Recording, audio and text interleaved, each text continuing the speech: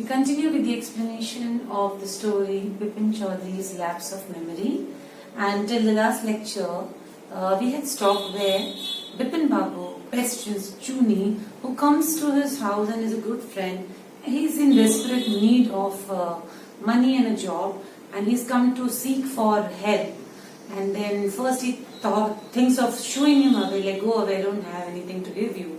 But then again he thinks that if this guy remembers about anything about Ranchi trip, let me go and ask him. To which the question to which he answers, Chuni answers that yes, you had been to Ranchi trip. Let's begin from page number 67. You're sure I did go to Ranchi? Chuni's look of amazement was not unmixed with worry. Do you mean you have doubts of going to Ranchi at all? Did I go? Do you remember clearly? Chuni sat down on the sofa, fixed Bipin Babu with a long hard stare and said, Bipin, have you taken to drugs or something? As far as I know, you had a clean record where such things were concerned. I know that old friendships don't mean much to you, but at least you had a good memory. You can't really mean that you've forgotten about that Ranchi trip. Now this guy doesn't stop at all. Goes on and on saying that though you don't care much about your friends, do you really think that I can credit you with the one fact that you have a good memory? Do you really mean to say that you've forgotten about Ranchi's trip in totality? Bipin Babu had to turn away from Chuni's incredulous stare. Now he was staring so badly at his face, as if with full confidence as to what are you saying. He had ultimate self-doubt saying that yes boss, I have forgotten, and he couldn't stand the stare of Chuni. Do you remember what my last job was? Asked Chuni Lal. Of course, you worked in a travel agency. You remember that and you don't remember that it was I who fixed up your railway booking for Ranchi. I went to the station to see you off. One of the fans in the compartment was not working. I got an electrician to fix it. Have you forgotten everything? Whatever is the matter with you, you don't look too well, you know. Now this was too much for him to take again. He says, do you remember my previous job? I was a travel agent. I was the one who booked the tickets for you. And I was the one who got the fan repaired when one of the fans of your compartment was not working. And how come have you forgotten this incident? Bipin Babu sighed and shook his head. I have been working too hard, he said at last. That must be the reason. Must see about consulting a specialist. Now, because of his self-doubt, he was to go and consult a specialist now. Doubtless, it was Bipin's condition which made Chuni Lal leave without mentioning anything about a job. So he didn't want to bother Bipin much. So though he wanted the job desperately, he thinks that his friend is in more desperate need now. So let me leave him on his own and let him recover from his illness, and then I'll come back for asking for help. Paresh Chanda was a young physician with a pair of bright eyes and a sharp nose. He became thoughtful when he heard about Bipin Babu's symptoms. Look, Dr. Chanda, said Bipin Babu desperately. You must cure me of this horrible illness. I can't tell you how it's affecting my work. So now Bipin is convinced that he is suffering from some illness which has made him forgotten the trip of Ranchi. So he consults a doctor and he says that you have to cure me of this illness because this is acting upon my work. Dr. Chanda shook his head. You know what, Mr. Chaudhary, he said, I have never had to deal with such a case like yours. Frankly, this is quite outside my field of experience. Yes, if you go to doctor and say, I've totally lost my memory, then the doctor can help. He can try to recall things, he can make you visit those places where you had gone, then you can bring back memories, you can have medication to calm down your brain, nerves, everything can be done. But if you go to the doctor and say, doctor, I forgot only one incident of my life. Not too far away also, like too far in my past, but I forgot.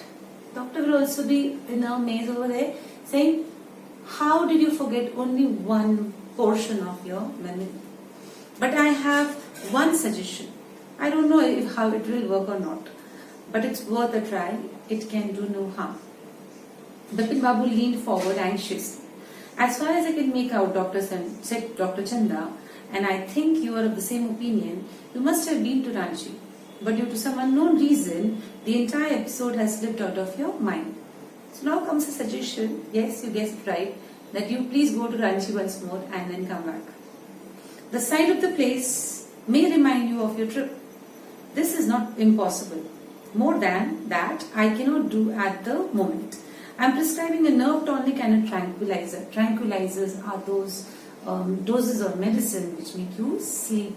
Sleep gives calmness to your brain and it starts working the way it used to work earlier. Sleep is essential or the symptoms will get more pronounced. He said, like, if you don't sleep now, the symptoms might get aggravated and then you might suffer more loss of memory. Bipin Babu felt somehow better the next morning. After breakfast, he rang up his office, gave some instructions and then procured a first-class ticket to Ranchi for the same evening. So now he wants to go to visit Ranchi and wants to relive that past moment which he had forgotten and expects with fingers crossed that this particular trip to Ranchi should bring back his memory, it will help him to recall his thoughts. Getting off the train at Ranchi next morning, he realized at once that he had never been there before. As he steps down on the station, he knows that boss, I have not been here before.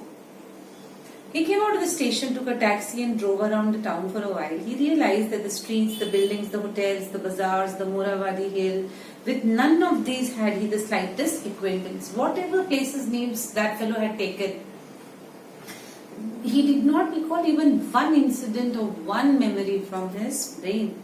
Would a trip to the Hudru Falls help?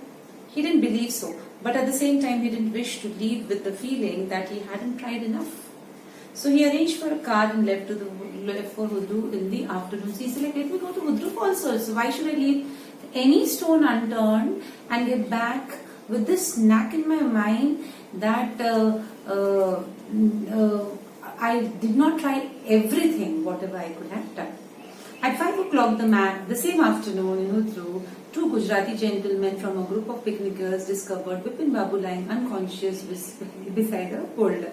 Beside a huge stone, that fellow lay unconscious over there when he reached Hudru Falls. When he came round, the first thing Bipin Babu said was, I am finished, there is no hope left. Now, why did he fall unconscious? When he reached that place, still he couldn't remember that he had fallen over there. He had bled and that there was a wound, there was a scar, everything, nothing was there in his mind. Next morning, Bipin Babu was back in Calcutta.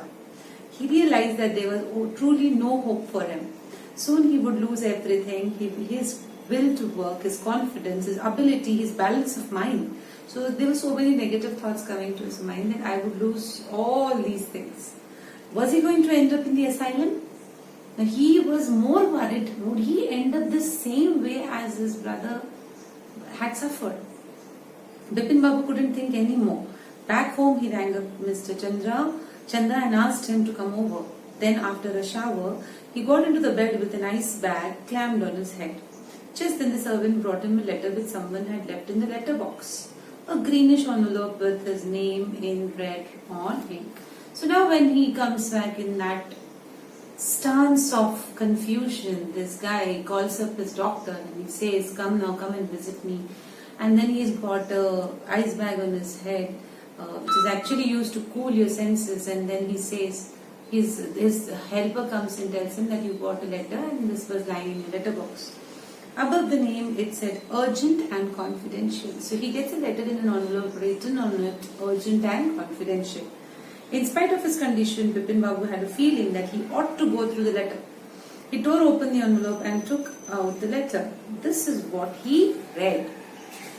Here comes the climax.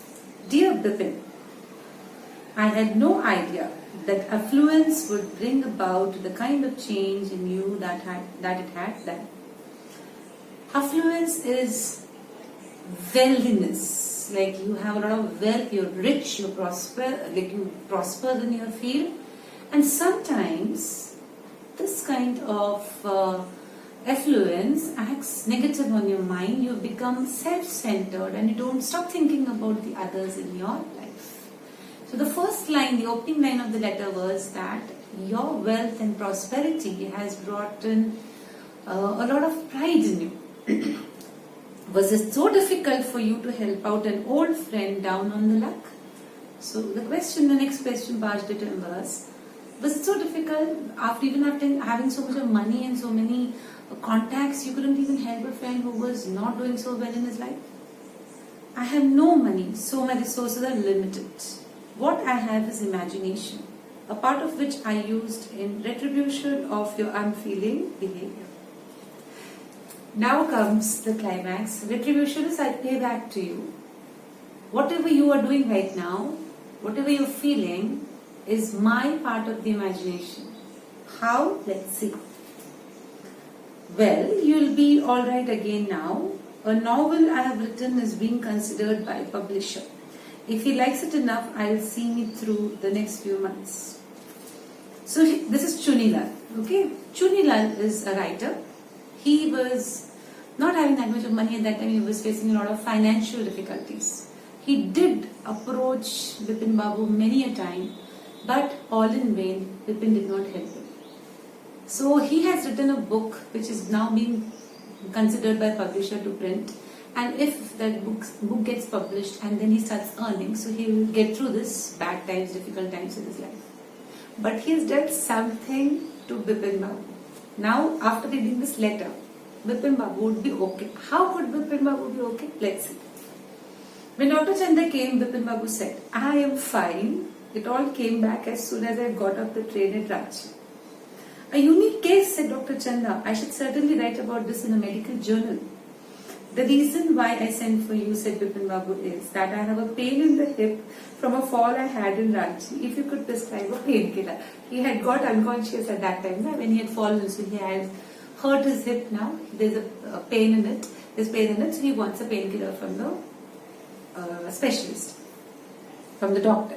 Now, what had happened in actuality is that Chunilal, with his great creativity, created a plot to make Bipin Babu, convince Bipin Babu that he had been to Ranchi, that man whom he had sent, he knew not many details about Bipin Babu. So he made up such a big story. He created characters. He saw to it that the characters work in practicality, and he tortured him because he wanted him to know that you ought not to become proudish when you get everything in life and forget about everybody who is around you.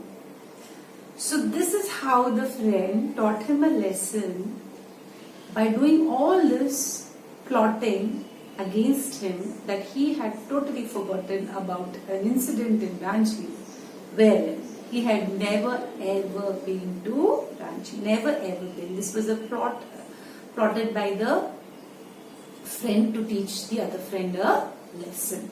So this is how it ends. You and I think, how can it be possible? He said, can't be possible to forget only one incident. Only one incident. That is not possible. So Bipin was correct right from the beginning that he had never been to Ranchi, but he was convinced by his friend that you had been to Ranchi. So that's all for now. Only a few question answers are there. I'll make you mark over there, and please try to do the exercises which have been given in print over there. Easy. Try to do it, and I will be sending you the pics of the question answers. You tick them in the text only or write them in the text. Thank you.